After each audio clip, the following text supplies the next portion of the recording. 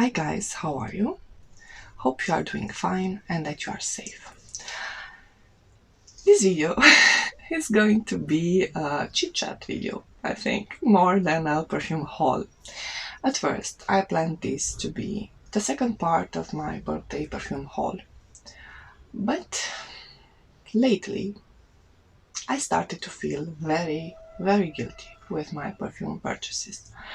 Maybe because I exaggerated, because it was my birthday, and for the last month and a half I kept on buying and putting perfumes on my wish list. Not putting them, but maybe, from the ones on my wish list, decided which ones are going to become my birthday gifts.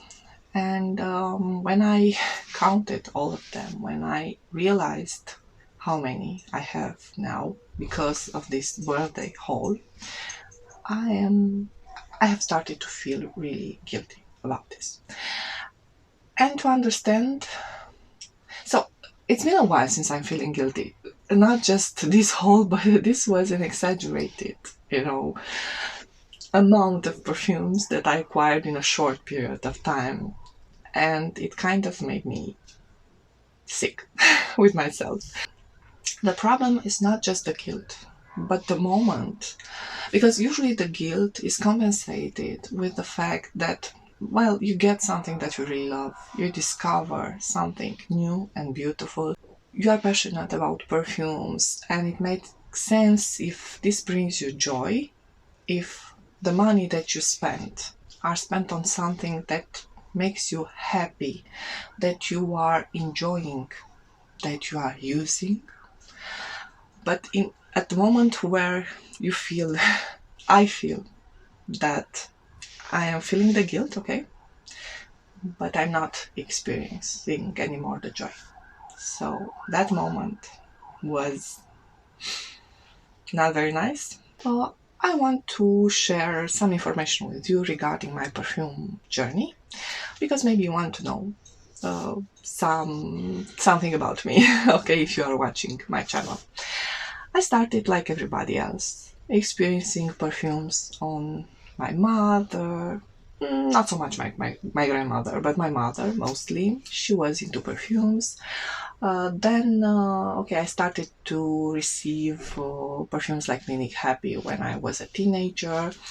I do remember the first time that I bought a perfume with my own money, and it was Pure Poison from Dior. It's still a love of mine, especially the old formulation, the bottle with the white cap. Then, the first Chanel Coco Mademoiselle that I bought.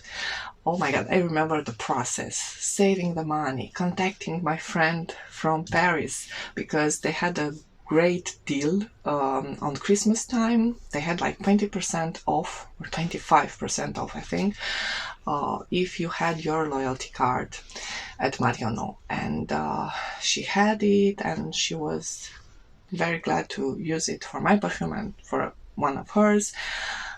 The joy that purchase brought me and that perfume was so expensive to me right then, because I think it was like 30% or 35% of my salary, okay, so of my paycheck, okay, a lot of money to spend on a perfume, but I had just one.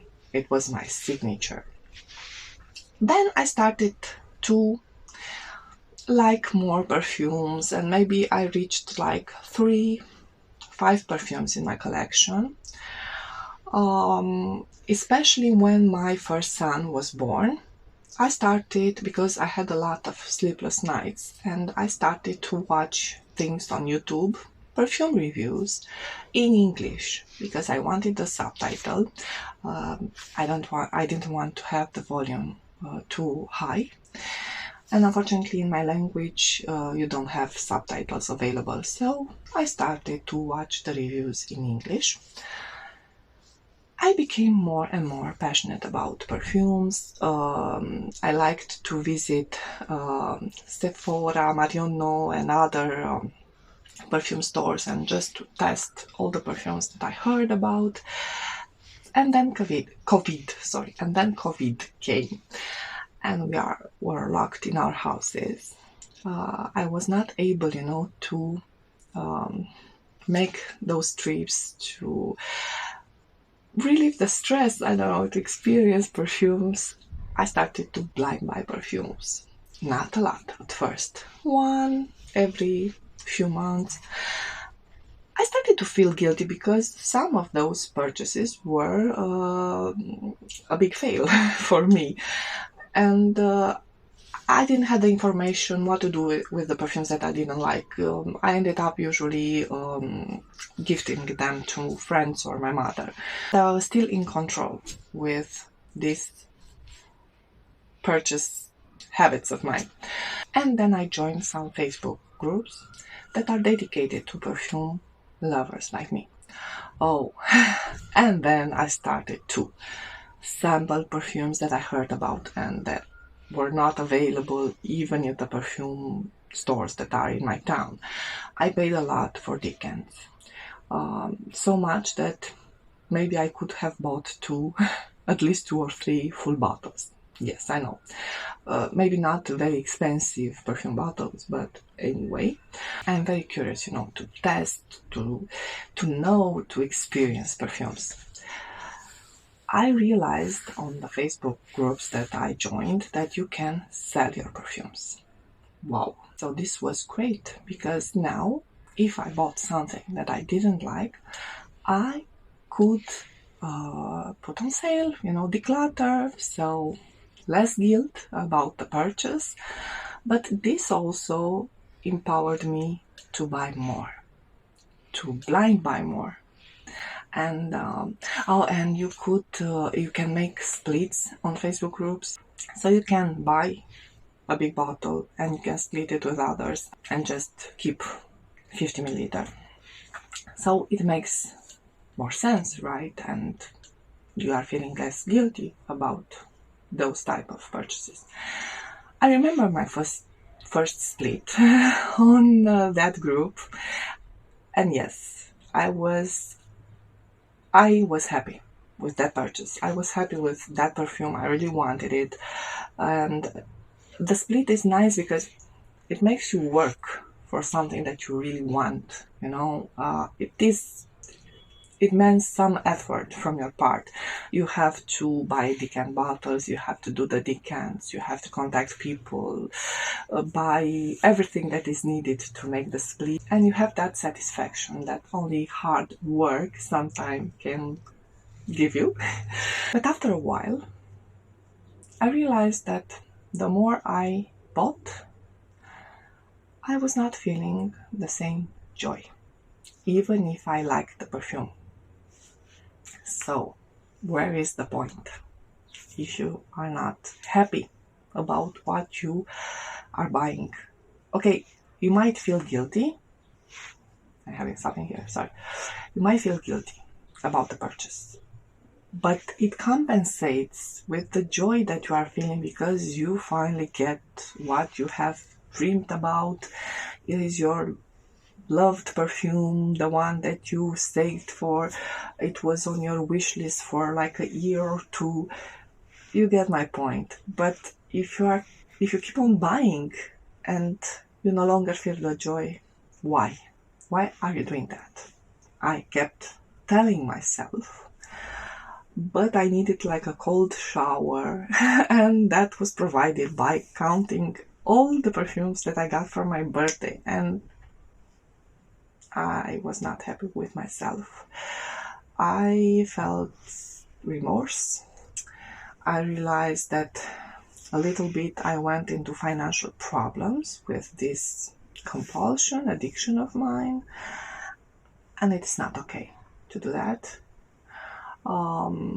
Please don't do what I have done. I mean, stay strong. I decided to start a no-buy period after my birthday. So yesterday was my birthday. So I'm starting right now my no-buy period. And hopefully this time I'm going to stay strong. At first I thought about 2 or 3 months. But now I decided to do something else. To put myself a target. Because I remembered how nice it feels when you are setting yourself a target, and you are rewarding yourself when you get to that target, when you accomplish something. Let's say when I was a student, if I got a very good grade on an exam and I decided to reward myself with a certain purchase, it made me feel so much better. So now I'm setting myself a target, and I have chosen one of my most wanted perfumes on my wish list and just cut all of the other ones off the list, just that one perfume. The target that I set for myself is 700 subscribers. I should have put 1000, but I don't think I'm that strong because my channel is growing so slow, and I don't mind that. If you are here, it is that you want to be, hopefully. I mean, I'm not investing in advertising right now, and hopefully everybody that joined my channel is here because they want to see my videos and my content and so on. So 700 subscribers, and if I achieve that, I'm going to buy the perfume. But just to sweeten the things up a little bit, if I'm not getting to 700 subscribers until Christmas, I'm going to buy this perfume anyway in the month of December, let's say mid-December. Okay, hopefully this time I'm going to stay strong, and I know it's a trend now on YouTube. I'm not the only one that does no-buy periods, even a no-buy year, the top notes, the channel I'm following, and yes, I feel that I'm not alone in this journey, and hopefully this is way healthier way of dealing with this passion, okay, this perfume passion that I have. But let's get into the fun part, because it's going to be my last haul. It is my last haul, okay. Let's get into the perfumes that I bought. Let's take just a sip of coffee and get into those perfumes. I am going to try to be as honest as I can with the happiness that each and every purchase brought me. Oh, let's start chronologically. Okay, let's start with a split that I did for a perfume. It is a perfume that's been discontinued from Lancome, Maison Lancome collection. Oh god, this bottle doesn't look as nice, when you put your fingers on it. Tuberose Castane from Maison Lancome. This is what I kept from the bottle, and this gave me a sense of happiness, accomplishment, because I did a split. I worked for it. It was rather expensive. I don't know, like 140, I think.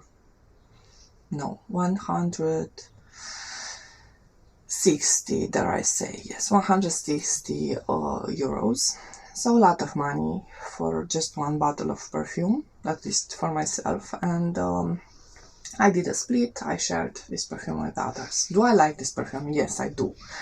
I tested it first at a friend of mine.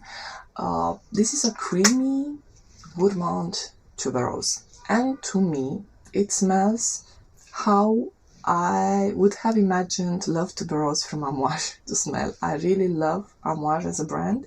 I really love Maison Lancome as a line. They have very good quality ingredients used in this line, especially in the old formulations, the first one that came out. I'm really happy with the performance as well. So when I heard about Love Tuberose from Amouage, this is how I imagined it to smell, because this smells creamy. It has chestnuts, and it has roasted chestnuts, also 2 types of tuberose, and to my nose some creaminess, like whipped cream or something. I'm anosmic to the Amouage one, not to this one. It smells great and powerful and yummy. It is a little bit screechy at first, but just like for the first 10 minutes, and then I love the experience. happy with this purchase, and it did give me the satisfaction, you know, to have it in my collection, and I'm going to use it in the fall time. A purchase I was not very happy about, and it shocked me. This is a perfume that I wanted for a very long period of time. I tested it in stores like 10 years back, I think. Liked it a lot, but back then I was not collecting, and I didn't have the money to buy another Dior perfume, and this is Hypnotic Poison of Sensuelle. Discontinued, hard to find, very expensive on eBay, and it popped up on my Facebook group, and the price was good. I mean, there are like 30 milliliters still left in it, and I paid 55, if I'm 55, yes, 55 euros, around 55 euros. So a very good price for this discontinued fragrance. I really wanted, you know, to have the whole Hypnotic Poison range. Silly, I know. I mean, these are the things that get us into trouble, financial trouble, right?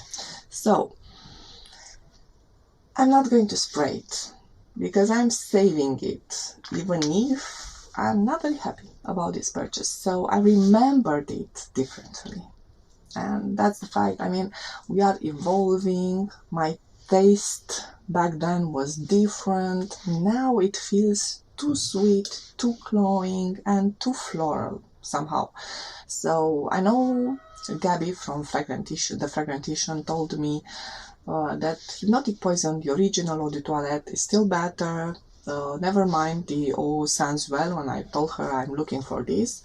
And she was right. I mean, Hypnotic Poison, Eau de Toilette, the original, still is the best one. And if you have that one, great.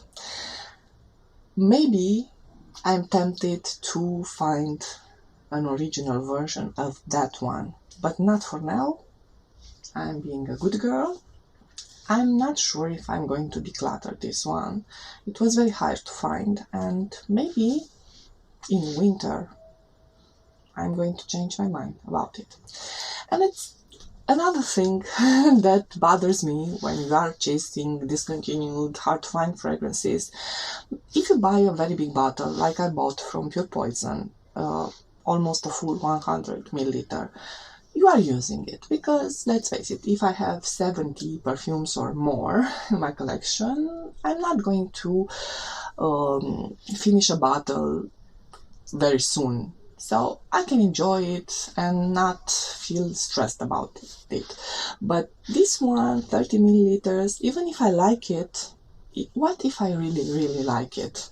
What then? If I finish this bottle, what am I going to do? Am I going to pay the money that eBay sellers are asking for this bottle? That's a question. So maybe this was not such a good buy. It made me feel guilty for sure. A purchase that made me happy was this one, Glamour from Martina Micallef. This, if you are watching any YouTuber that is a fan of Alien, is very much hyped. It is considered to be a very close version of the original Alien, the one that everybody misses and wants back. I personally never wore Alien. It was not my signature. I am not a big fan.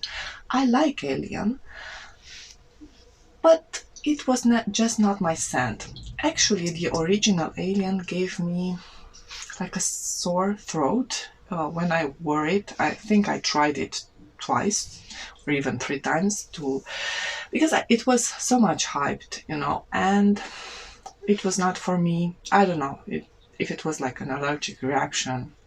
I don't know, something didn't work for me with the original Alien. I have now a small 15 milliliter bottle of the newest formulation that I kind of not prefer. It is like easier to wear and a little bit more elegant, but maybe not so, how should I say, not the same personality as the original Alien. I understand the hype. Okay, let's just say I understand the hype. This one, yes, it smells similar to Alien, at least to the Alien that I'm experiencing, but better to my nose. So I kind of see people divided. One camp is raving about this one being a very nice version of the original Alien, and others are saying that this one is just a dupe, it resembles too much Alien. If you are a fan of the original, how could you buy this one? It's just a dupe. This is not a dupe for Alien. Okay, it is maybe slightly inspired, but we have many perfumes that share notes. Yes, it is like 85% in the same vein as Alien. To me, this is fruitier, spicier. I always thought while looking at the notes for Alien that something is missing, from the notes, because they list like 3 notes, I think. Jasmine, amber, musk. If I'm mistaken, I'm going to put it on screen. Anyway, so it looks very simple on paper, and not so, and more complex when you wear it or smell it on others. This is more complex both on paper and in sillage and in wearing it. It has a lot of spiciness. It has fruits like plum, and I really feel the plum in it. Spiciness from, if I'm not mistaken, nutmeg, cinnamon, something like this. It has jasmine and it has an ambery base. And I think this is the similarity between the two. The beautiful combination of jasmine, amber. The jasmine is strong and in your face as much as in Alien. But I do feel the other notes, and those notes make a difference to me. Also the ingredients. This doesn't give me a headache and it's not scratching my throat as Alien used to do. I much prefer this one. It is better blended, it's smoother, more elegant. Okay, if Alien used to be like a party perfume, clubbing perfume, this to me is the elegant version of Alien. It stays longer on my skin than the newest formulation of Alien, and it projects better. But I do understand that maybe some people that were fans of Alien are reluctant in buying this one, especially if you are looking at the retail price. I haven't paid the retail price for this. I bought it on a Facebook group. It was a partial bottle, 50 milliliters for around 60 euros. I'm not sure what is the retail price, but it's much more than this. Anyway, even if you buy a full bottle on the grey market, so on websites, not the official website, you get this at almost the same price as Alien. Okay, this is a 75 full bottle, 75 milliliter, Alien 90 milliliter bottle. But anyway, this is niche quality. Okay, this is niche quality. I really love this one. It is so beautiful. And even if my husband said that Alien is not so sexy, in his opinion, I do find this one both elegant and sexy. I'm happy with my purchase. This one made me happy. It made me... I felt I discovered a version of Alien that I can wear, but better. Spicier, a little bit more oriental, more interesting. Another purchase. That is unfortunately an example of a buy that failed to give me the satisfaction that I was looking for. A perfume that was for a long time on my wish list. Last year I decided, okay, let's not buy it anymore. It was hard to find and at very high prices, so not for me at that moment. And I saw a lot of reviews that it leans to masculine. It also has 2 notes, bay leaf and oregano, that I was afraid they're going to lean too kitcheny. I mean, you know, smell too foodie for me, because usually those are notes used in our cuisine when we cook tomato sauce dishes.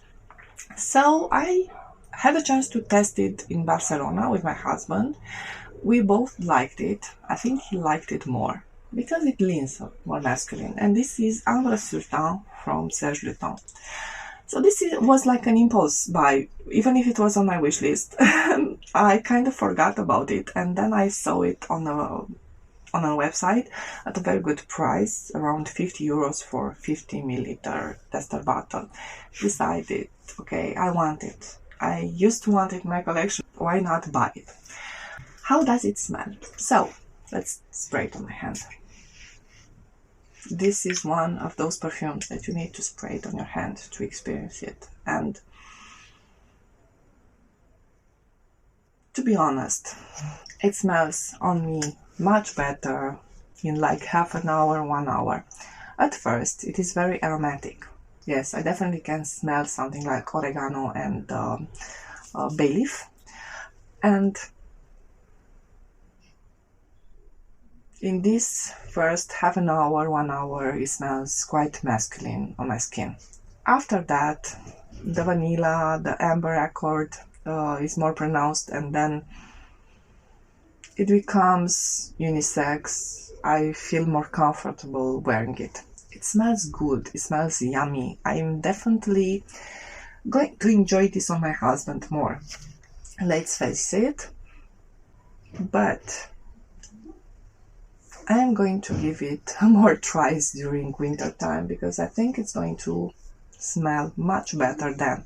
However, the oregano, the bay leaf have this quality, this aromatic quality, that this is an amber perfume that you can wear also in the warmer months, in my humble opinion, because it is not too close to your skin and cloying. But yes, I'm kind of preferring it on my husband than on me, let's face it. My most recent acquisition, hopefully the last for a long time, is Van Cleef and Arpels. Van Cleef and Arpels. Van Cleef and Arpels, Rose Rouge. This was on my wish list for quite a while, but I was hesitating because I'm not that much into jammy roses in perfumery. And yes, it is something that attracts me, but it is not really me. But I wanted to experience this one, and it was at a very good price on my Facebook group, in the collection of a perfume lover. A big collection. Believe me, mine is so modest compared to hers. And the price was so good. I think it's been discontinued, this one. So let's just spray it on my hand. It appears I acquired 2 jammy roses in the last month. Great, right? 2 similar perfumes. Not similar though. So this one has blackcurrant, raspberries, rose. The blackcurrant in here, it is not so disturbing. So I have perfumes where I can't stand blackcurrant, and others like Miss Dior Absolutely Blooming, where it smells divine and beautiful. I think it is very well balanced, that one.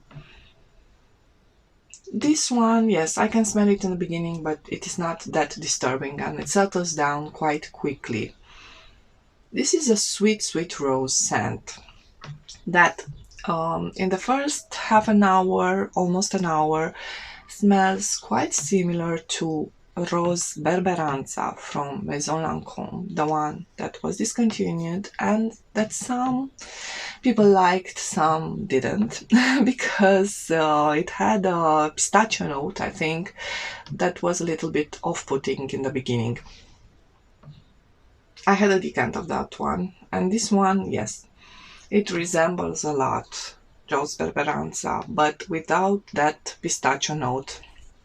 that might have been to some a little bit disturbing, not to me. I enjoyed it. And they both smell like Turkish Delight. You know, rose, Turkish rose and the Turkish Delight. I enjoy the smell, but if this would stay like this, smelling like Turkish Delight, I don't know if it would be very wearable for me. However, in half an hour, 1 hour maximum, this one gets more creamy and the vetiver comes out. It has vetiver both in middle notes and in base notes, and I'm definitely smelling that vetiver. Right now it smells very yummy, very gourmand, but as it settles on your skin, it is more elegant and, dare I say, more unisex. It is no longer that sweet. It is something that I can wear in the dry down. Do I like it? Is it me? Not so much, but I am willing to give it more chances because I'm feeling attracted by this combination, and also has a cocoa note that I really like in Santal Majuscule from Serge Lutens. There it is combined with sandalwood. It is another experience. Okay, rose, sandalwood and cocoa. Here we have rose, we have that cocoa, we have vetiver. Somehow they are very distant cousins. I like it. I like it more than I thought. Also, another surprise, a jammy rose scent was this one from Martina Micallef, Mon Parfum Cristal. But if this one is more like cool, you know, has a refreshing, cooling effect, this one is warmer and not cloying, but more creamy. Yes, this one, as I said, the sweetness is like in those hard candies. Imagine some hard candies flavored with rose and some herbal notes.